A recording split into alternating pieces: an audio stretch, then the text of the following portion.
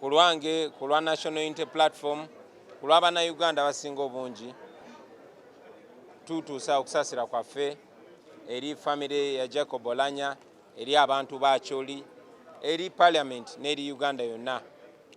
Newankubadde tubadde n'ebirowoozo ebyawukana ne Jacob Oulany abadde omu ku Bannayuganda abagundiivu era tumufiiriddwa.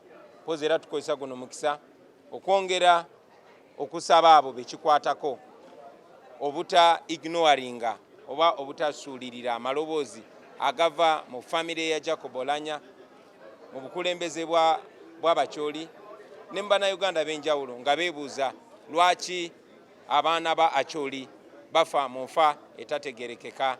Era batulaze kuviira ddala ku Walter Chora, ku Julius Oketa, ku Paul Okech, Kadno Oulany bonna abafudde mu nfa etannyonnyolwa bulungi. Ekyo nno nze kyampadde ekyokulabirako era kansubire nti kijja kuwa abantu ab'enjawulo mu Uganda ekyokulabirako naddala abaffe wano mu Buganda nabo kibaleetere okubuuza ebibuuzo n'okubanja ansa ku baana baabwe abafa mu ngeri etategerekeka nga bamu batemulwa kyere. Katusubire ekyo kinaabaleetera obuvumu ng'Abacholi bwe balaze okubuuza ebibuuzo ebyo ate babanje ansa. Mwebale nnyo mwebale.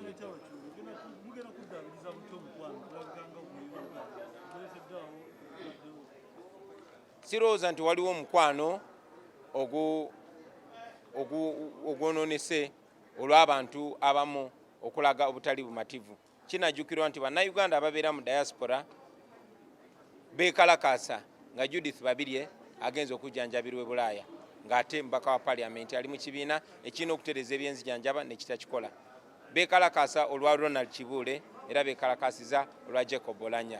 Ekyo nno kiraga nti Bannayuganda ababeera eyo baagala abo abali mu bifo eby'obuyinza babikozese okutereeza ebyenzijanjaba kuba si buli Munnayuganda asobola okugenda e Bulaaya. Era nkirabanga eky'okubuzaabuza abantu abali mu kubanja enfa ya Oulany ne bagezaako okukyusa. Abaganda bagamba kiso kya mbuzi kyerekerera yasse ne kitunuulira omubaazi. Twagala eriiso tulisimbe ku yasse, ani yasse era lwaki yasse bwe kibanga bwe kityo bwe kiri. Let me also say this in English, that the people that demonstrated, the people living in the diaspora are not exclusively Baganda like some want to insinuate. I saw the unfortunate comments of the Chief Justice, and I think he should be ashamed of himself, because for somebody of such a high profile should be more uniting than divisive. I pray that he does not act the role of all those people in a community that are being used to sanitize and divert the death or possible murder of a person. It is important that the Chief Justice and all those that are concerned ask the hard questions that the people of Acholi and the leadership of Acholi are asking. What was the real cause of the death of Jacob Oulany? Let those questions be answered. That's the most important question for any Ugandan, any Acholi to ask about the death of Jacob Oulany. Who killed him and why? Thank you.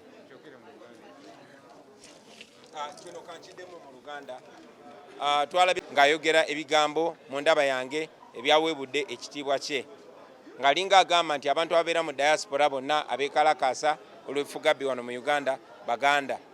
Ekyo tukiraba emirundi mingi nga bakozesa omuntu ow'amaanyi mu community ey'omuntu gwe basse oba omuntu aba afudde mu nfa etategerekeka. Era twagala okulowooza nti ne Chief Justice baadde bamukozesa kubuzaabuza nsonga yennyini. Tulowooza nti Chief Justice ekibuuzo kye yandibuuza nti ani yasse Oulany era lwaki, so si ani yeekalakasiza ng'Oulany mulwadde. Mwebale nnyo.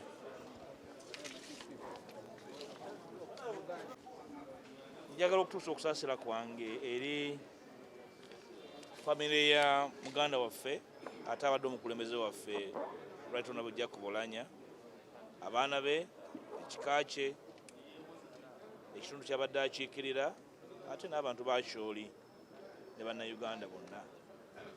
Sijja kwerabira ne bannaffe ab'NRM kubanga Jacob Oulany mu NRM ab'oku ntikko y'omu ku batono ennyo abadde balina amatu nga bagakozesa okuwulira.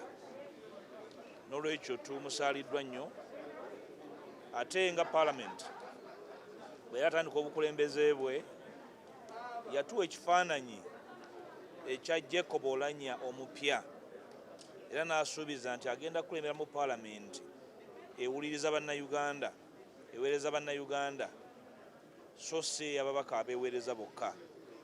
Tafunye mukisa kutukubira kkubo eryo, tumusaaliddwa nnyo. Tusuubira nti mu bigambo bye yasembayo okugabana naffe nga paalamenti tunajjamu ebyo bye tulowooza nti tusobola obizimbirako ne tubyeyamba okufuna ekkubo eppya eby'okutambulizaamu obuweereza bwaffe eri Uganda.